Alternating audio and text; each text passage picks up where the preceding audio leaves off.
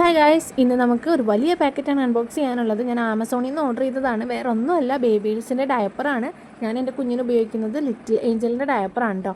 അത് തീർന്നിരിക്കുകയായിരുന്നു. അപ്പോൾ ഞാൻ വലിയ പാക്കറ്റാണ് അതിൻ്റെ വാങ്ങിക്കാറ്. നല്ല അഫോർഡബിൾ ആയിട്ടുള്ള ഡയപ്പറാണ് കേട്ടോ ലിറ്റിൽ ഏഞ്ചലിൻ്റെ. അന്ന് റേറ്റ് തീരെ കുറവാണെന്ന് പറഞ്ഞ് ക്വാളിറ്റി അത്ര മോശമൊന്നുമല്ല, അത്യാവശ്യം നല്ല ക്വാളിറ്റി തന്നെയാണ് അതിനുള്ളത്.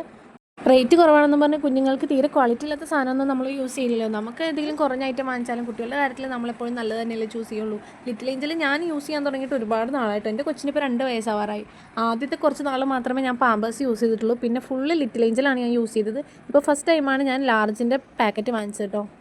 ഒരു പാക്കറ്റിൽ 62 പീസാണ് വരുന്നത്. ഇതിന് 550 രൂപയാണ് എനിക്ക് ടോട്ടൽ ആയത്.